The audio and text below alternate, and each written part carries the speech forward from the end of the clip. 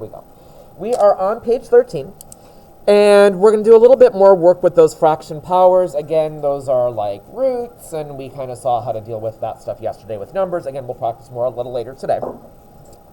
But the next thing we need to be able to deal with is just doing some rewriting. Say I give you something with a fraction power, and I ask you to write it in what we call radical form. Remember, radical means root. I just want to try to rewrite these things using roots rather than fraction powers. This is not going to be a huge deal.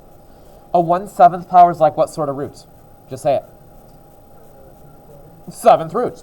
So I think I can rewrite letter A by just saying the 7th root of x, and that's all we're looking for.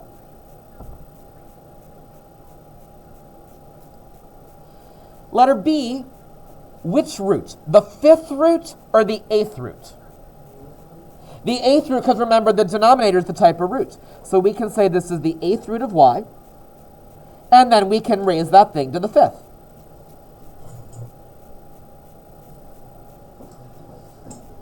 However, side.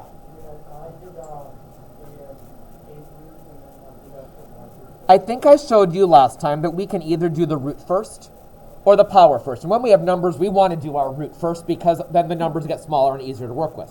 When I'm dealing with variables, though, I do kind of want to do the power first because then I don't have to bother with parentheses and things like that.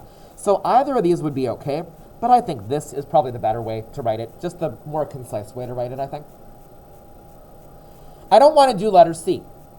What do I not like about C? Negative, so what do? Instead of doing this problem, how about we do 1 over z to the 3/5? You go do the next step. No, but it might help here. No, I don't necessarily need that. Go rewrite that thing in terms of roots and powers.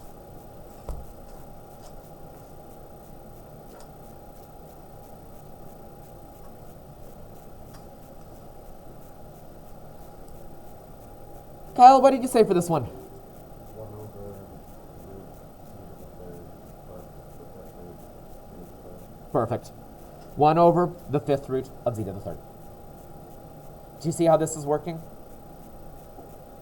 I kind of feel like I maybe don't have to teach you the next thing, writing it in exponential form, because it's just the reverse. I think you can probably figure that out. Take them in roots and see if you can write those problems without fraction power. The first one may take a moment to see what's going on. But see what you can do. In A, B, and C, rewrite those with fraction powers.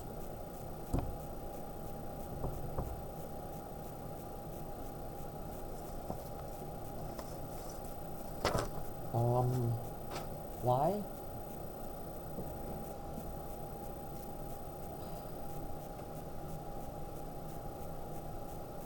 We've been in this building for over 15 years and I still have no idea how those lights work. What makes them go on? What makes them go off? I just don't know.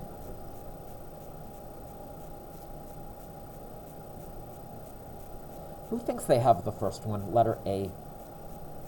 Dean? Yeah. Why? Where did you come up with 1/2 from? I didn't tell you it was a square root. I don't say anything that means it's a square root. Absolutely. X to the 1/2. By the way, there's no such thing as a 1th root. It wouldn't make sense to say x to the 1 over 1. That's not what's happening. It's a square root. Thank you, Dean. Matthew, do you have letter B? Y to the 6/11th. Power is the numerator, root's the denominator. Good. And Katie, how about letter C?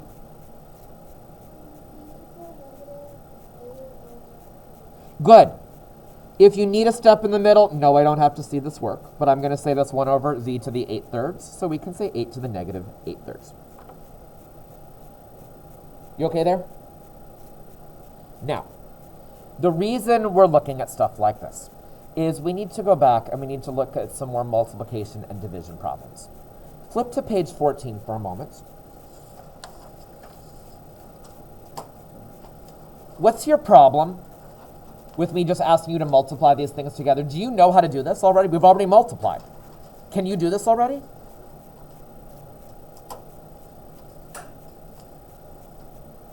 Can you go multiply a square root times a 5th root? You good? No. Everything we've talked about before is a square root times a square root, a cube root times a cube. We weren't able to handle multiplying different types of roots together. Same with division. Here I want you to divide an eighth root by a seventh root. Everything we know so far isn't going to work with that. The way we're going to be able to deal with this, though, is by making use of these fraction powers combined with some laws of exponents. Go back to 13 for one more moment. The things on this page should look pretty familiar. They're showing up on cumulative reviews, certainly on the midterm exam. You multiply two variables, you add the powers. Power to a power, you multiply them. You divide, you subtract the powers. I think that should look fairly familiar. We are going to use those rules combined with our new turn a root into something with a fraction power to be able to do things like this. Let's see how this is going to work. I'd like to do the square root of x times the fifth root of x. Way too hard to deal with that in terms of roots. I'm going to rewrite this problem using fraction powers. X to the square root's what power? 1/2. And a fifth root is what power? 1/5. I want to do x to the 1/2 times x to the 1/5. Now, when you multiply variables, what do you do to their powers? Do you multiply them or do you do something else? You add them. So I'm going to get x to the 1/2 plus 1/5. I need to go and I need to add the powers. Which means we have to do what? To add fractions. Allison? Get a common denominator. Okay, so let's just keep doing this whole one together. 2 and 5, what's the common denominator? 10. X to the, okay, so 1/2, I think will become 5/10. 1/5 will become 2/10. So we're going to get x to the 7/10. When you multiply variables, you add the powers, so we've got to add those. They're fractions, we need a common denominator, we'll get that. Now, because the original problem had roots in there, I'd like the final answer written with roots, so I don't want to say x to the 7/10. Instead, I'd rather say the 10th root of x to the 7th. So the square root of x times the 5th root of x is the 10th root of x to the 7th. I think that is totally not obvious at all. But why does it work? It works because of those fraction powers. Do you see what I did there? How about you go try letter B? Please don't go beyond B, but try letter B. Give me a moment, because I just want to make sure things are good there before we maybe make mistakes later. Plus there's some other weird things that happen in C and D that I want to tell you. So your first step is always to go into your fraction powers.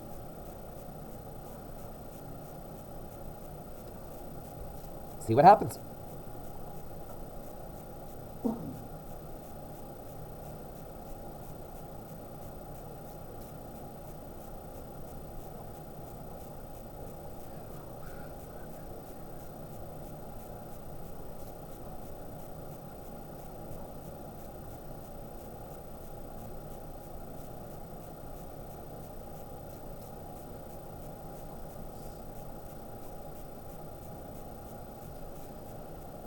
What are you using for a common denominator? 28? Yeah, I can't do any better than 4 times 7, so 28 over there. I think this is 7. 28ths times... I guess I'm changing them before I'm adding them. Doesn't really matter. Either way will get you there. They now have a common denominator, so I can go and I can add x to the 7/28 plus 4/28. I don't think we need to show that stuff, but I'm doing that here. X to the 11 over 28. So we're going to say the 28th root of x to the 11th, I think. Can you nod if you were able to get that? Have I lost you, Anne-Marie? You got that? Oh, perfect. Any issues? So that's how we can multiply roots. We turn things into our fraction powers, and we can go from there. C is a little bit different. Not much. But C, can you take a moment and just rewrite the problem with fraction powers and then stop?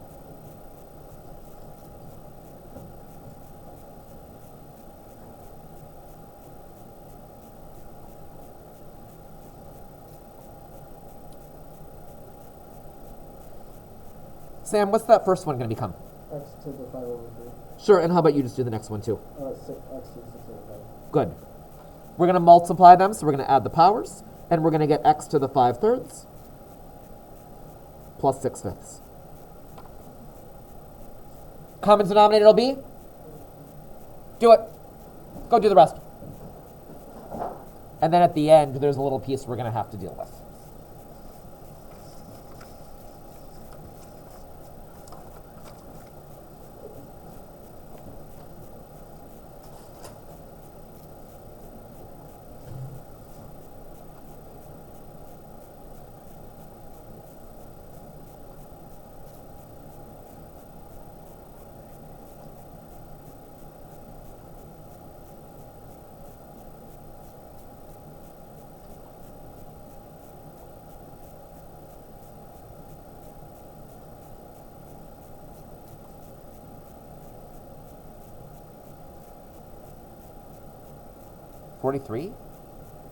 Over 15, maybe? Yes, no? I think 25 plus 18, 43 over 15. So, 15th root of x to the 43rd. Oh, you can't see anything right now. Sorry, 15th root of x to the 43rd.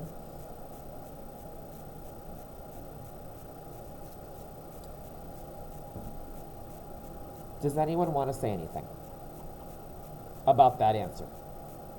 Anne-Marie, what's your problem? Oh, did you notice that power was higher than the root? So we can go a little bit further. We can break this down and we can simplify. If this was a question on a test or a quiz and you gave me this, you'd get all but 1 point. You get most of the credit. But to get full credit, I need that simplified. So let's go and break it down. 15th root of, okay, what multiple of 15 is less than 43? Great review of this stuff. 30. What are the leftovers? X to the 13. So I think this is going to become x squared times the 15th root of x to the 13th. That is your fully simplified final answer to a problem like this. Anytime you're left with a power that's higher than your type of root, that means you can do some simplifying.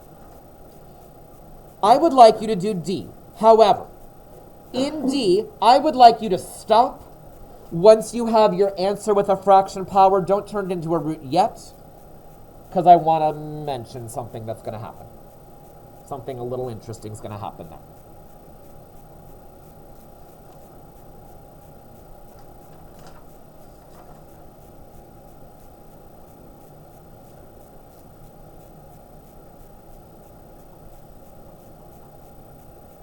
What are you using, by the way, for a common denominator?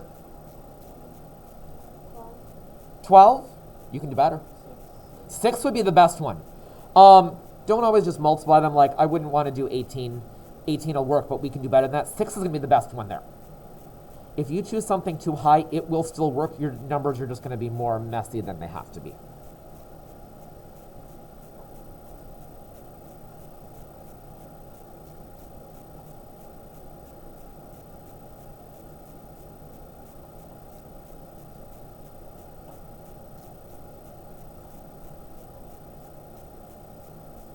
So I got 4 over 6 plus 5 over 6, so x to the 9 over 6. 6th root of x to the 9th. Anyone want to make a comment like Ann Rita? So what can you turn this answer into? X to the 3 over 2. Fractions are fractions no matter where they end up. If it's a fraction of the power, well, you can simplify that just like a fraction anywhere else. And if we make this x to the 3 over 2, that means our final answer, rather than having a 6th root in it, we'll just have a square root in it, which is the better answer. So another thing I'm going to be looking for things to be fully simplified, that we've simplified any fraction powers. So now I can call this the square root of x to the third. Yes? Good and done? No, Andrew? Yeah, take a moment, finish it off. Go simplify that thing.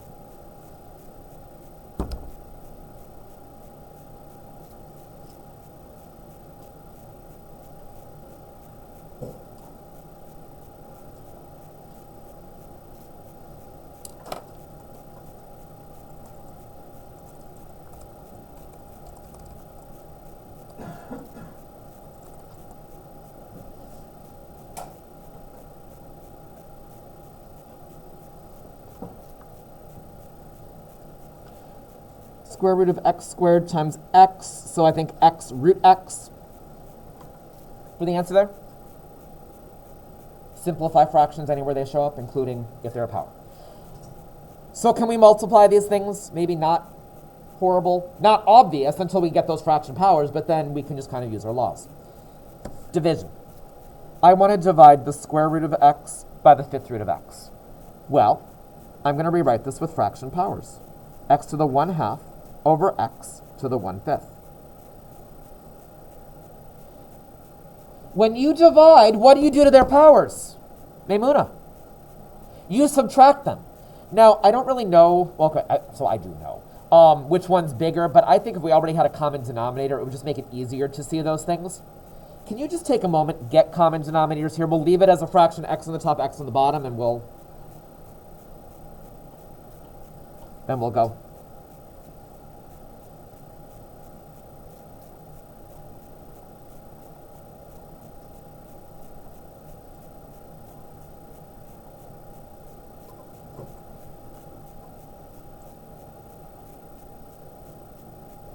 Hopefully you're saying 5/10 over x to the 2/10.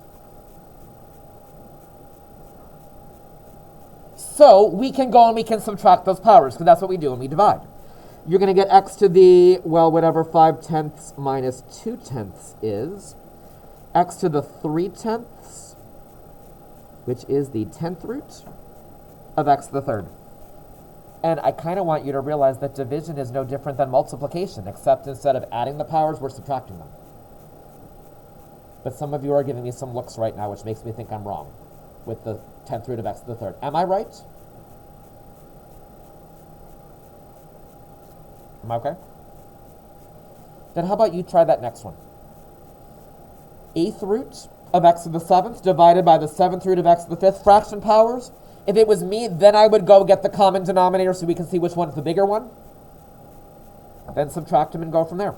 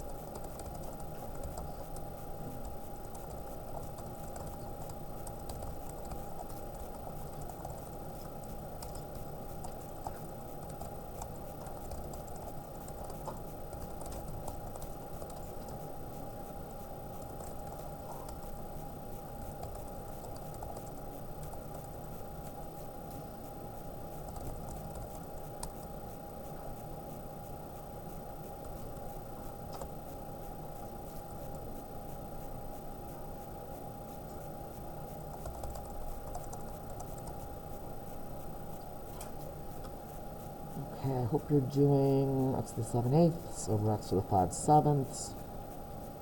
Oh, this is kind of ugly. 56, I think, for the denominator. I think that's 49 over 56 over 8. So 40 over 56. I can go and subtract. X to the 9 over 56, which no can't be simplified. So the 56th root of x to the 9th. Who got that? Okay. And if not, do you see where things went wrong? You okay? Okay. There are really three things we need to be able to deal with today. We need to be able to multiply roots, got that. Divide roots, got that. Turn the page. We also need to be able to put roots inside of other roots. I want to do the 5th root of the 4th root of x cubed. That looks ugly. The name for something like this is a composition problem, and we used that word earlier in the year when we did like f of g of x, when we plugged like a function into something else. This is actually not going to be anywhere near as bad as you think. The 5th root of the 4th root of x to the 3rd. Forget the 5th root. The 4th root of x to the 3rd is like saying x to the what? We're going to try this again. The 4th root of x to the 3rd is like saying x to the 3 over 4. There we go. Okay. But then I want to take the 5th root of that, which is like raising that thing to what power? What power is the 5th root? 1/5.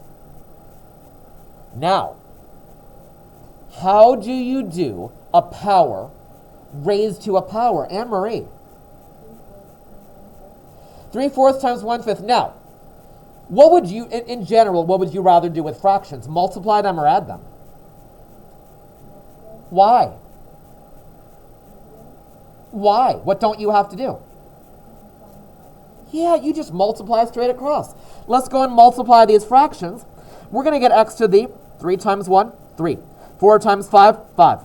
No, 4 times 5, 20. Right. X to the 3/20. Finish it off. Put it in terms of roots. That's all.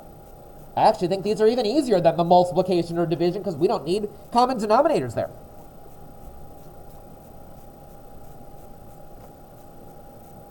Twentieth root of x to the 3rd. There's a little more going on in h, but see what you can do. By the way, this whole thing in general is without a calculator, but h I would not put on a test or quiz because I think the numbers are ugly. Yeah, use a calculator for h, but in general, we'll try to do the rest without. Try letter h. See what you can do. Rewrite this with some fraction powers. I'll start with an x to the 7 over 6, and then I'll just factor those other roots in there. Sam and Allison, I think we're going to get there.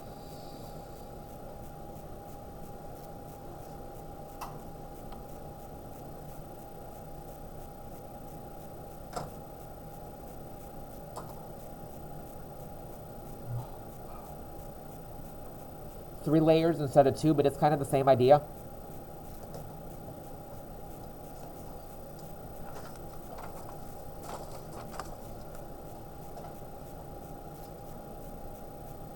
So I said x to the 7 over 6 to the 1/8 to the 1/9. Multiply 7, 1, 1, 7. What's the bottom? What's 6 times 8 times 9? Okay then. So maybe the 432nd root, biggest root we've dealt with in this class, of x to the 7th for our final answer.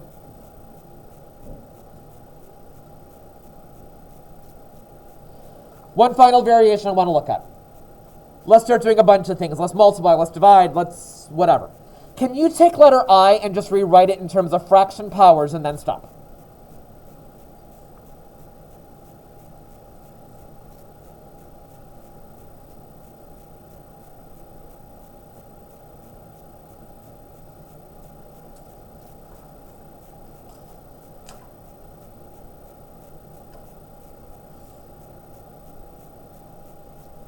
X to the 5 halves times x to the 2/3 divided by x to the 7 over 6.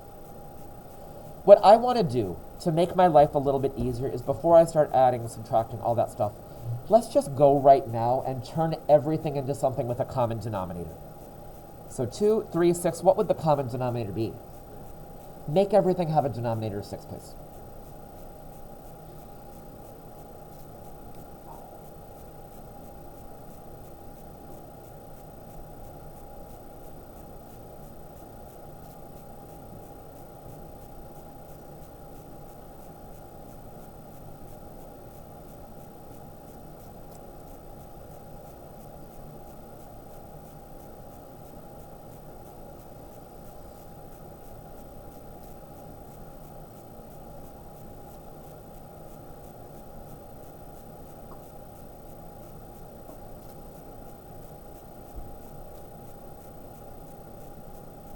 So x to the 15 over 6 times x to the 4 over 6 divided by x to the 7 over 6. Now I think it makes it easy to multiply, divide, all that. Let's multiply the 2 up top. So do what to the powers when you multiply? Add them. Okay, I can go do that, and I can get x to the 19 sixths. Bottom is x to the 7 over 6. Divide, and we'll subtract powers, so I'm going to get x to the 12 over 6. What's the answer? It's kind of strange. Sam? Squared. There's no roots at all. Yeah. Just x squared. Would you have ever guessed square root of x to the 5th times the cube root of x squared divided by the 6th root is just x squared? But it is. You try letter J. And see if you can get the smallest possible common denominator. If you end up with something bigger than it has to be, it will still work, but it'll be more of a pain. See what you can do in J. And then I think we're all set with notes for today. And then I think we got to play bingo.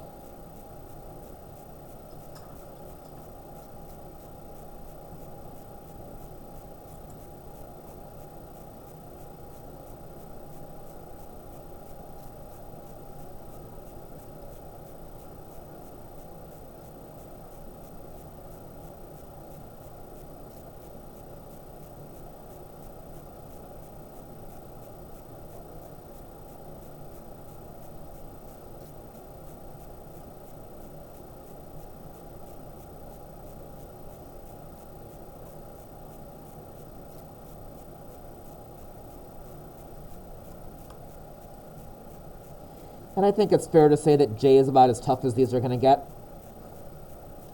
If you can do J, you're going to be just set for the homework.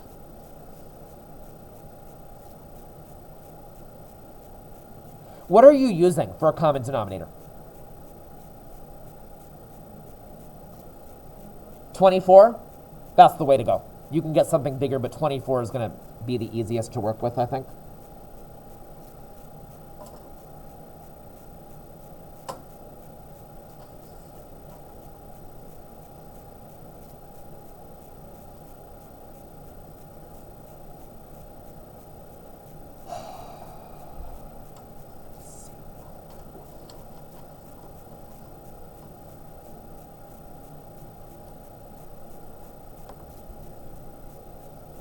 (15, 24, 16 over 24, 18 over 24, 4 over 24. I think you can multiply up top, multiply on the bottom, add those powers.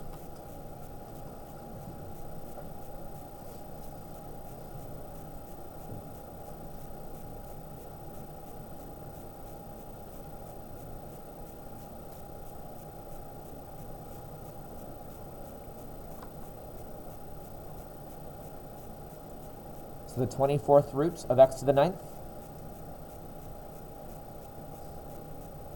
Maybe, maybe not. I saw a yes followed by a... Why are you shaking your head? No, I think I'm right. Oh, always simplify. We'll get x to the 3/8. Yeah, 3/8. 8th root of x cubed is going to be the best answer I want here. That was perfect timing. I am going to shut this off.